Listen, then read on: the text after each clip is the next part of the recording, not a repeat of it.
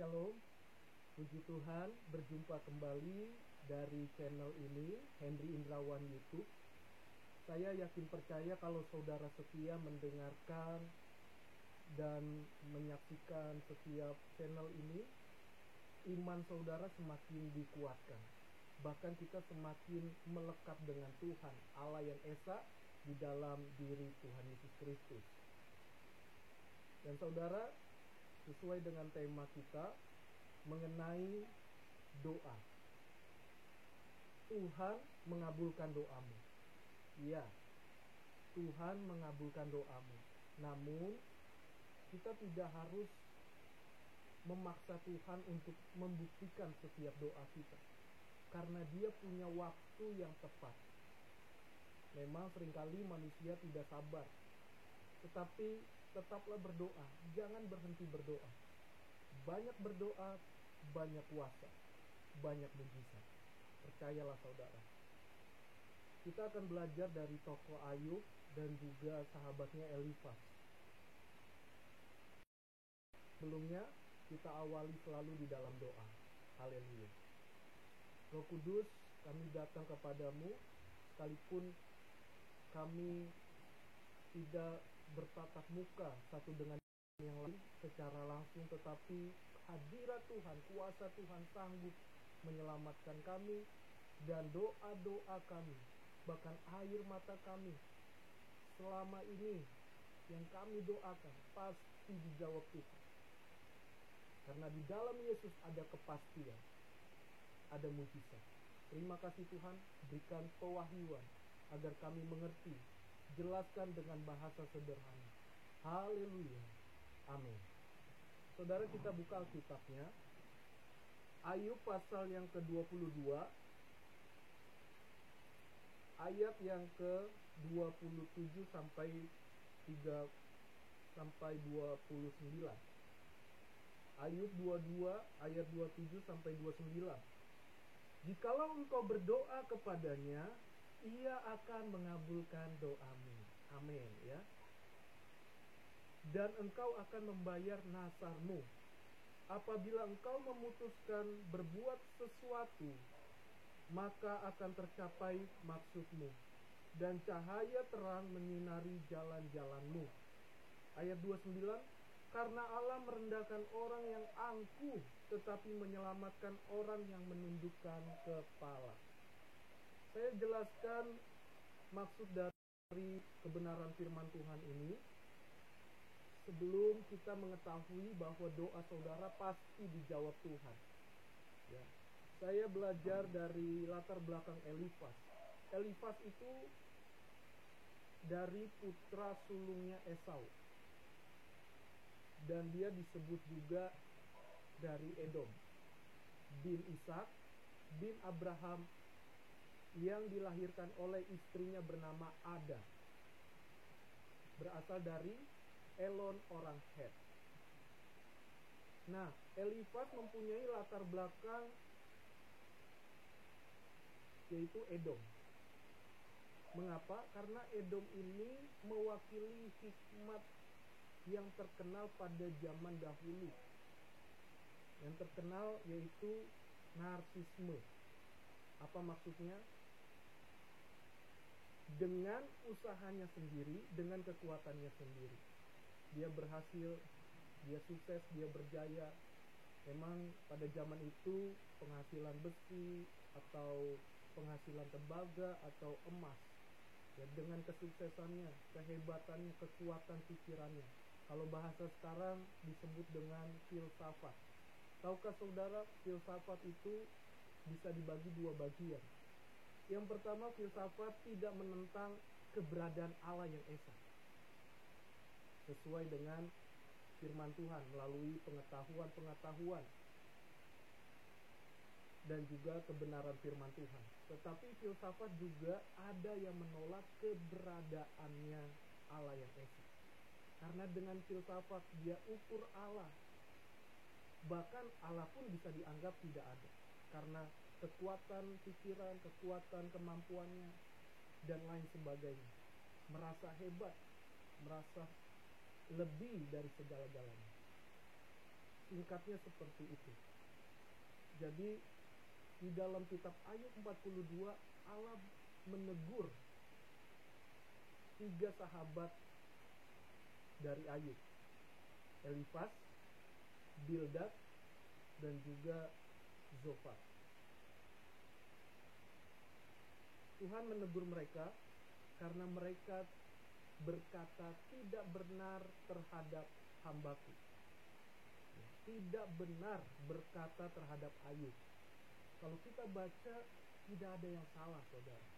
Perkataannya sungguh sangat baik. Tetapi Allah itu mengetahui. Ya, memang setiap kita kalau berdosa, kita introspeksi diri. Tetapi ingatlah, penderitaan bukanlah suatu kejahatan Tuhan terhadap diri kita. Tetapi Dia izinkan terjadi supaya kita menjadi pribadi yang kuat, melewati setiap persoalan, pergumulan, tantangan hidup, badai hidup.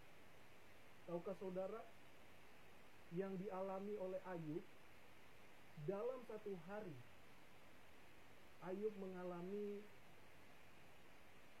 semua hartanya yang cukup kaya melimpah, habis dalam satu hari, diambil oleh musuh-musuhnya. Yang kedua, anaknya 10 meninggal dunia pada hari itu juga. Dan yang ketiga, Ayub kena borok, penyakit yang begitu gatalnya luar biasa.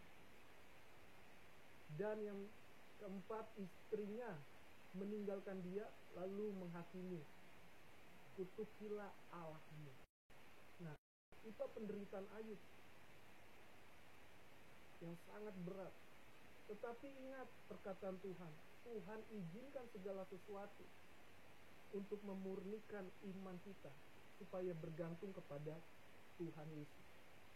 Jadi apapun persoalan saudara, kalau bukan dosa, berarti Tuhan izinkan segala sesuatu untuk memurnikan iman kita supaya kita bergantung kepadanya, dan Dia akan kembalikan berlipat kali ganda. Karena di kisah Ayub ini Tuhan mengembalikan 2 kali lipat ganda. Ya, anaknya Tuhan berikan lagi 10 lagi. Ya, Tuhan karuniakan anak, hartanya 2 kali lipat. Tapi maksud saya, itu Tuhan bukan hanya tujuannya itu saja, tapi mengenal Allah dengan benar. Artinya bahwa setiap pergumulanmu ketika engkau berdoa, pasti ada jawaban Tuhan. Sekalipun kita belum melihatnya, belum ada yang kita lihat jawaban yang pasti, tetapi percayalah, doamu pasti dikabulkan Tuhan. Selama itu untuk kemuliaan Tuhan, selama itu untuk menjadi saksi bagi nama Tuhan. Sabar dalam ketekunanmu, tetaplah berdoa, karena doamu pasti dijawab oleh Tuhan. Nah, Elifaz ini dia kecewa karena dia mengingatkan Ayub supaya Ayub itu jujur dalam hidupnya, karena Ayub dosa yang cukup besar. Maka itu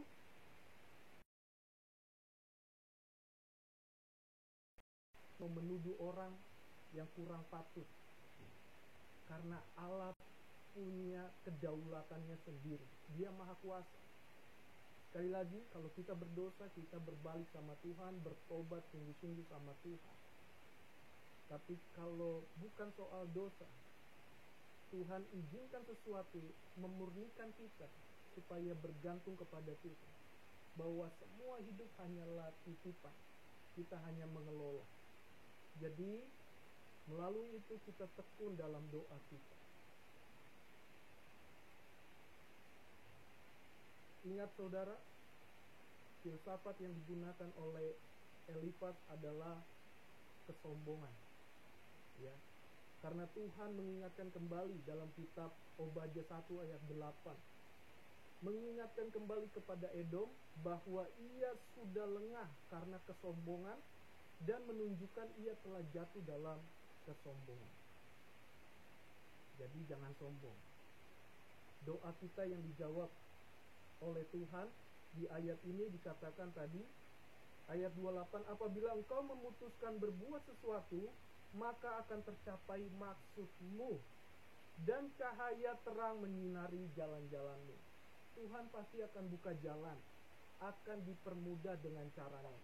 Tidak perlu iri hati dengan orang atau sirik. Tuhan pasti buka jalan dengan selama kita berdoa dan berjuang, tidak menyerah, melihat Tuhan yang maha besar, melihat Tuhan yang maha kuasa, Yesus Kristus. Amin. Dan di ayat tadi, di ayat 27 dikatakan, jikalau engkau berdoa kepadamu, dan engkau akan membayar nasarmu. Apa yang kau doakan, ayo lakukan. Dan karena Allah merendahkan orang yang angkuh, tetapi menyelamatkan orang yang menundukkan kepala. Ya. Sikap kita adalah jangan sombong ketika doa kita dikabulkan, atau ketika doa kita belum dikabulkan juga, jangan menghina Tuhan, menghakimi Tuhan. Mana Tuhan? Engkau tidak berkuasa, engkau tidak tahu keadaannya. Ya, kita berseru boleh, tetapi jangan sampai negatif terus terhadap Allah kita. Karena Tuhan tahu memberi yang terbaik, jauh melebihi dari apa yang kita pikirkan. Yang terbaik pasti Tuhan sediakan. Dan dikatakan Tuhan menentang orang yang sombong, yang angkuh. Jadi jangan angkuh atau sombong. Dan Tuhan akan mengabulkan bagi mereka yang menundukkan kepala. Ini bicara tentang kerendahan hati, kerendahan sikap kita di hadapan Tuhan. Ayo andalkan Tuhan dengan kerendahan hati. Tanpa Tuhan kita tidak bisa berbuat apa-apa. Itu saja yang saya bagikan. Ingatlah saudara, doamu pasti dijawab Tuhan tepat pada waktunya.